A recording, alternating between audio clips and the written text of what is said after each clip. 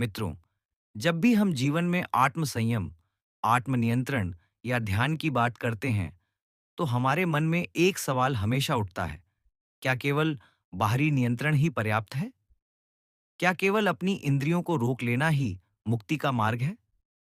यही प्रश्न अर्जुन के मन में भी बार-बार उठ रहा था और इसीलिए भगवान श्री कृष्ण ने इस गहरे प्रश्न का उत्तर बहुत ही सुंदर ढंग से दिया। इस श्लोक में संस्कृत श्लोक है, विषया विनिवर्तन्ते निराहारस्य देहिन् रसवर्जम रसोप्यस्य परम दृष्ट्वा निवर्तते। इस श्लोक का अर्थ है, जब कोई व्यक्ति विषयों से यानी इंद्रियों के भोग से अपने आप को दूर कर लेता है, तब वे विषय उससे दूर हो जाते हैं, लेकिन उनका रस, उनका आकर्षण उसके मन में बना रहता है और वह आकर्षण तब तक नहीं मिटता जब तक वह व्यक्ति परम दृष्टवा यानी परम सत्य, परमात्मा, ईश्वर या आत्मा के परम आनंद का अनुभव नहीं कर लेता।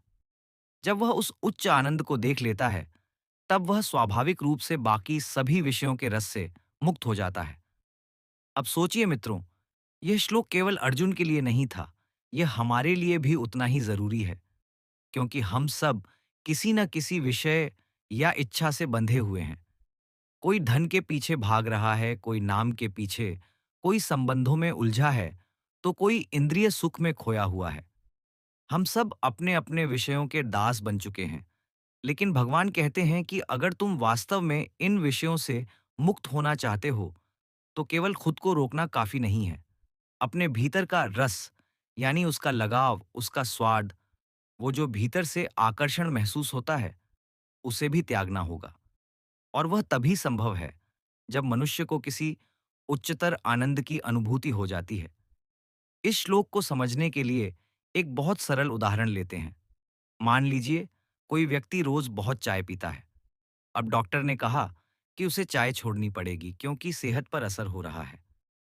वह व्यक्ति कोशिश करता है। एक दिन नहीं पीता, दूसरे दिन भी नहीं पीता, लेकिन तीसरे दिन उसका मन बेचैन हो जाता है। उसे बार-बार याद आता है कि चाय पीने से कितना सुकून मिलता था। अब यहाँ चाय तो उसने नहीं पी, यानी बाहरी स्तर पर उसने खुद को रोका, लेकिन मन में उस चाय का रस, उसका आकर्षण अब भी मौजूद है।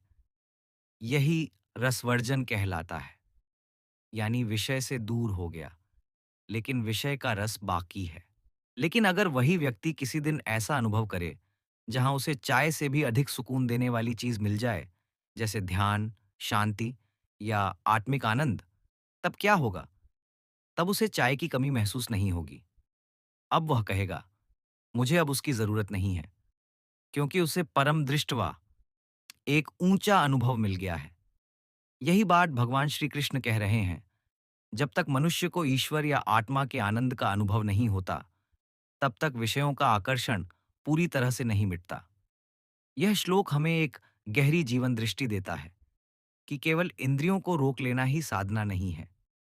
असली साधना तब शुरू होती है जब भीतर का मन भी शांत हो जाए। अगर कोई व्यक्ति ध्यान में बैठा है, आंखें बंद हैं, लेकिन मन में विचार आ रहे हैं, काश अभी मोबाइल देख पाता, काश अभी थोड़ा आराम मिल जाता, काश कोई मुझे बुला लेता, तो समझिए कि वह ध्यान नहीं, बस बाहरी नियंत्रण है। लेकिन जब मन भी शांत हो जाए, इच्छाएं स्वाभाविक रूप से मिट जाए और आत्मा की शांति का अनुभव होने लगे, तब असली वैराग्य शुरू होता है। भगवान यह भी समझा रहे हैं कि विषयों से बचना कोई मजबूरी नहीं होनी चाहिए। जैसे बहुत से लोग कहते हैं, मैं फलां चीज नहीं करता क्योंकि धर्म मना करता है। लेकिन अगर भीतर से मन उसी चीज की तरफ आकर्षित है, तो वो रोक केवल सतही है। भगवान चाहते हैं कि मनुष्य भीतर से इतना संतुष्ट हो जाए कि उसे बाहरी विषयों में आनंद खोजने की जरूरत ही न रहे। जब कोई आत्मा अपने भीतर आनंद का अनुभव करती है, तब बाहरी सुख फीके लगने लगते हैं। यह बात ऐसे ही है, जैसे एक बच्चा जो पहले मिट्टी के खिलौनों से खेलता था, अब जब उसे असली सोने का खिलौना मिल जाए, तो क्या वह फिर मिट्टी के खिलौनों की तरफ लौटेगा? नहीं, क्योंकि अब उसे असली मूल्य का अनुभव हो चुका है। उसी तरह जब इंसान ईश्वर के आनंद को देख लेता है, परम दृष्टवा, तब बाकी सभी भोग और विषय उसके लिए अर्थहीन हो जाते हैं। अब इसका हमारे जीवन में क्या अर्थ है? इसका मतलब यह नहीं कि हमें सब कुछ छोड़कर जंगल में चले जाना चाहिए। भगवान गीता में यही तो सिखाते हैं कि जीवन में रहो, कर्म करते रहो, लेकिन भीतर से जुड़े रहो आत्मा से, न कि विषयों से। जब हम कर्म करते हैं लेकिन फल की आसक्ति नहीं रखते, जब हम किसी वस्तु का उपयोग करते हैं लेकिन उसमें बंधते नहीं, तब हम वास्तव में रसवर्जम की स्थिति में पहुंचते हैं। हर इंसान के जीवन में कुछ न कुछ ऐसा होता है जो उसे बार बार खींचता है। कभी आदतें, कभी इच्छाएं, कभी संबंध, कभी चीजों की लालसा। लेकिन इस श्लोक में भगवान सिखाते हैं कि उन सभी बंधनों से मुक्ति पाने का मार्ग केवल दमन नहीं है, बल्कि परम अनुभव है। जब हम ध्यान, भक्ति या आत्मचिंतन में उस आनंद को पाते हैं जो किसी भी भौतिक वस्तु से बड़ा होता है, तो स्वाभाविक रूप से हमारी सभी पुरानी आसक्तियां छूट जाती हैं। ये एक परिवर्तन की प्रक्रिया है। शुरुआत में मनुष्य खुद को रोकता है, फिर धीरे धीरे उसका मन भी रुकना सीखता है। जब मन स्थिर हो जाता है और आत्मा का अनुभव होने लगता है, तब विषयों का रस अपने आप समाप्त हो जाता है। तब इंसान बाहरी चीजों से मुक्त होकर भीतर की शांति में रम जाता है।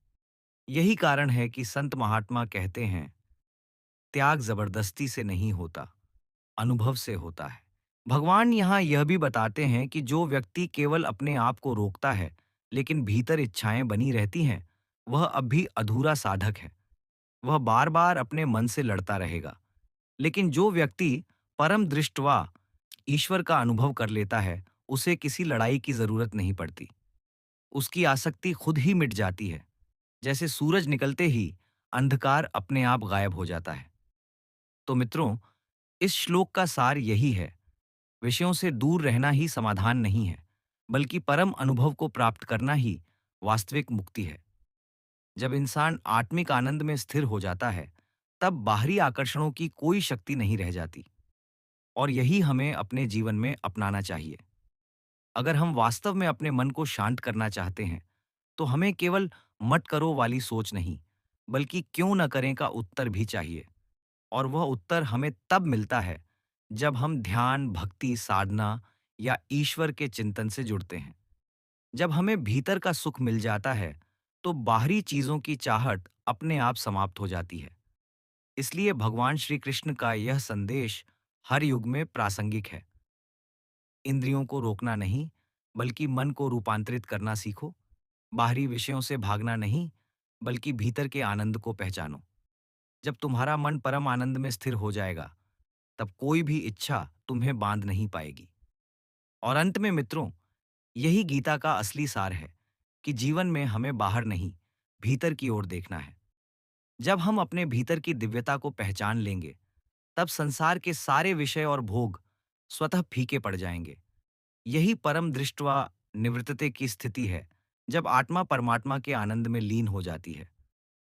तो मित्रों, अगर आपको यह श्लोक और इसकी गहराई समझ में आई हो, तो इसे अपने जीवन में उतारने की कोशिश कीजिए।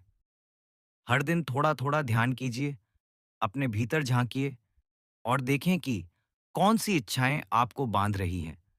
धीरे धीरे जब मन भीतर की शांति का अनुभव करेगा, तब विषयों का रस अपने आप मिट जाएगा। अगर आपको यह वीडियो पसंद आया हो और आप चाहते हैं कि हम इसी तरह गीता के हर श्लोक का अर्थ सरल भाषा में समझाते रहें, तो चैनल भगवद गीता यूट्यूब को जरूर सब्सक्राइब करें।